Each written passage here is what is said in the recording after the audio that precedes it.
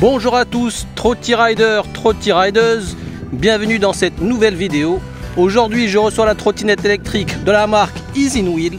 C'est le modèle GT2 que j'ai l'honneur de vous présenter sur la chaîne. C'est parti pour l'intro vidéo.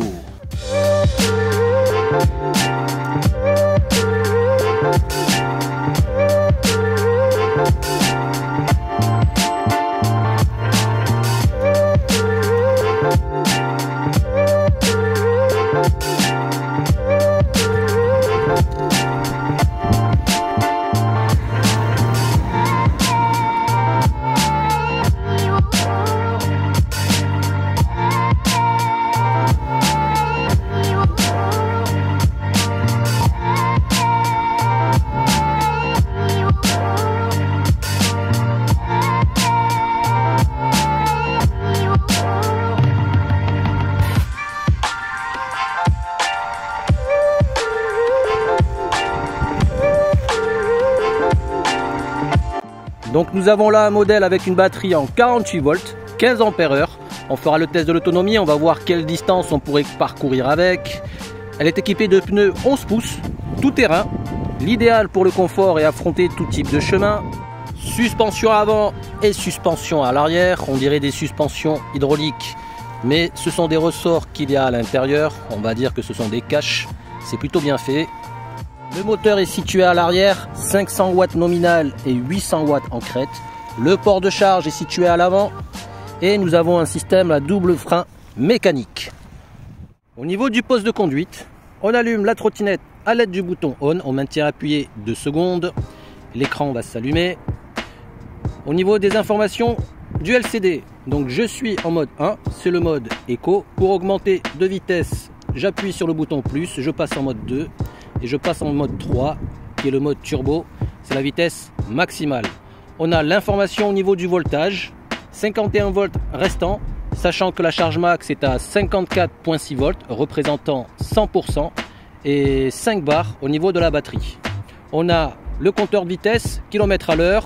Ça clignote en haut, c'est le régulateur de vitesse que je peux activer en maintenant la même vitesse pendant 4 à 5 secondes. En bas à droite, les statistiques, vitesse max et vitesse moyenne. Et en bas à gauche, l'odo, c'est-à-dire le nombre de kilomètres que j'ai parcouru jusqu'à présent. Et le trip, la distance parcourue depuis que la trottinette est allumée. Là, c'est à 0 parce que je viens de l'allumer. Et au niveau de l'odo, on est à 14 km accomplis depuis que j'ai la trottinette. Nous avons le frein arrière et le frein avant. Gâchette de type pouce avec un start and go immédiat. Le klaxon est assez volumineux, je vous fais écouter. On dirait un scooter. Et on allume les LED et le phare à l'aide de ce bouton. J'appuie. Les 2 bandes lumineuses du deck vont s'allumer, ainsi que le phare avant.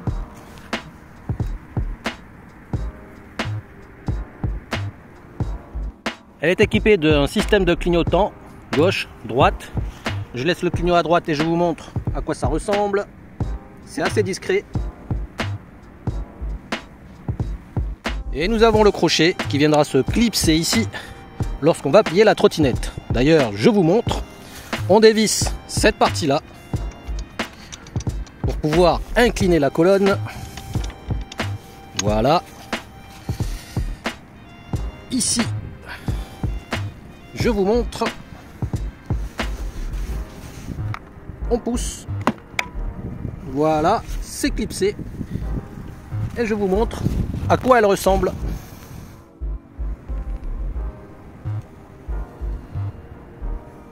On a 24 kg, c'est un sacré petit poids. On fera le test de la montée des escaliers ultérieurement dans la vidéo. Lorsque vous recevrez la trottinette, 2 opérations simples à effectuer pour qu'elle soit fonctionnelle. Vérifier la pression des pneus et gonfler les pneus jusqu'à 50 PSI maximum. Les miens sont gonflés à 47 PSI pour un poids de 75 kg. Et fixer le phare avant, dévisser cette vis, installer le phare et revisser cette vis. Sans trop tarder, on va aller tester la Easy Wheel GT2. On va vérifier sa vitesse max GPS, sa capacité à grimper les pentes, son confort sur différents types de chemins et je vous donnerai mes impressions finales à la fin de la vidéo.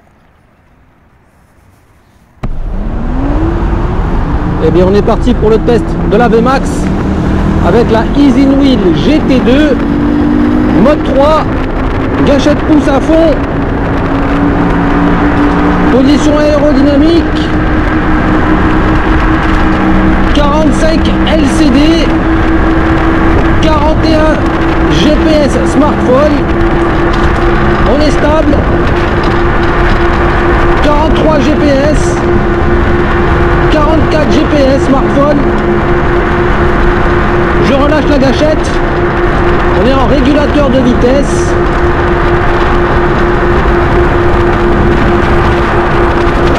Je freine et on décélère naturellement.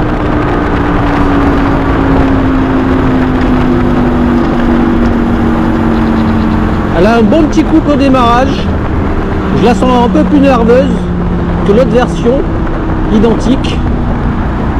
Et la vitesse de pointe GPS, je serais curieux de voir si on dépasse les 41 avec le compteur de la GoPro. On va vérifier ça. Petite session sur les chemins de terre avec les pneus 11 pouces, pneus tout terrain. Il y a une bonne adhérence. On prend bien les virages. Oh, on ralentit. On se sent confortable et à l'aise. Je peux même zigzaguer pour poursuivre en toute sécurité. On va passer aux choses sérieuses, on va faire le test de la longue montée. Petit point compteur, 10,6 km accompli, 48-49 volts restant en termes de batterie. On va dire 60% restant de batterie. Et là on est gâchette pouce à fond. C'est parti pour la longue montée. Comment se débrouille-t-elle? On attaque la partie la plus pentue. 25 km à l'heure, smartphone GPS, 27.5 LCD.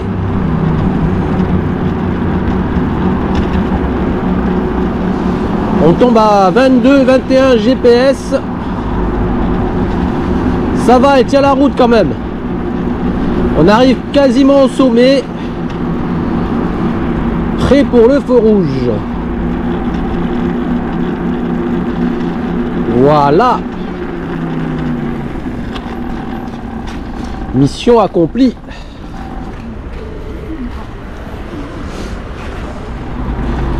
Et bien après la montée, place à la descente. On est parti.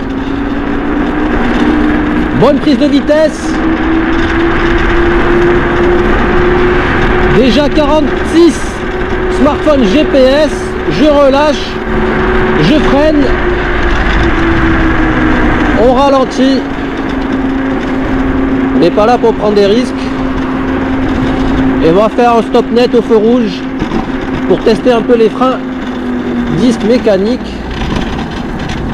Faut se pencher quand même un petit peu vers l'arrière pour optimiser le freinage. On aurait préféré un système hydraulique, mais mécanique pour ces vitesses là c'est un peu juste. Bon, on va se faire la montée des escaliers. Il commence à pluvioter, j'espère que ça va pas s'accentuer. On va passer le pont et on va soulever les 24 kg.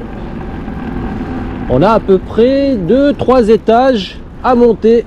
On est parti. Une main sur la colonne, une main sous le deck. Et on vient céder de la cuisse. Ah ouais, un premier étage accompli. Un deuxième étage. On va pouvoir poursuivre notre trajet. On souffle bien. C'est du costaud. Là, on est bien. Ah.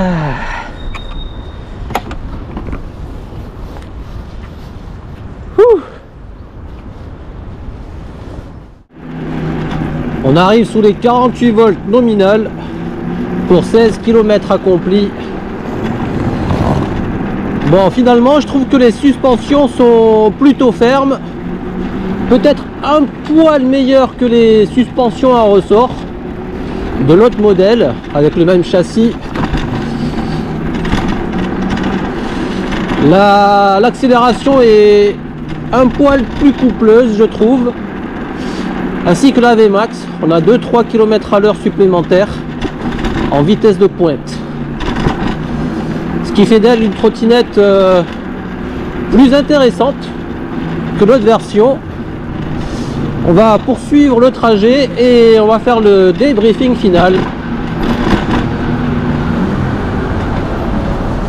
Clignot à gauche. Est-ce qu'il y a une priorité à droite? Oui, je klaxonne pour signaler ma présence. Il marche bien ce klaxon. Le test sous le tunnel. Yes. Clignot à gauche. Et on va faire la montée.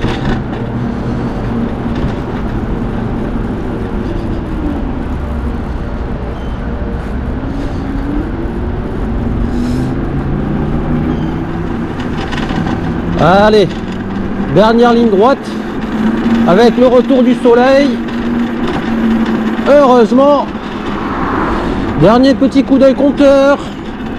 On approche les 19 km accomplis pour 46 volts restants. Donc là, on est bien inférieur à 50% de batterie restant. Elle garde quand même un bon petit couple, hein. Même si la batterie est entamée, on arrive à grimper les pentes. Il y a une bonne accel. Voilà, là c'est méli-mélo. Peugeot SUV se gare. Et on va aller tout droit pour faire notre débriefing final. Eh bien, on arrive à la fin de notre trajet. Je vais arrêter la course.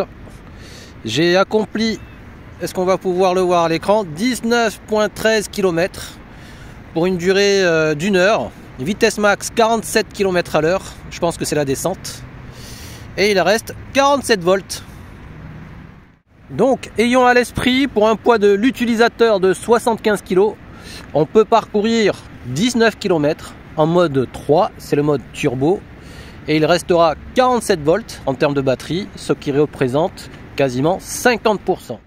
Le réel atout de cette trottinette, ce sont ses pneus en 11 pouces tout terrain. On se sentira confortable sur différents types de chemins. Couplé avec les suspensions à l'avant comme à l'arrière, on gagnera un poil de confort, bien que globalement je les trouve assez fermes au déballage. C'est une version qui aura une vitesse de pointe et un couple un peu plus intéressante que l'autre version qu'on a présentée sur la chaîne. Si vous avez des grosses côtes dans votre environnement de circulation, elle sera capable de les affronter. Attention tout de même en descente, elle pourrait facilement franchir les quarantaines de kilomètres à l'heure. Il va falloir bien anticiper au niveau du freinage. Je trouve qu'au-delà des 45 km à l'heure, les freins à disque mécanique, ça reste juste.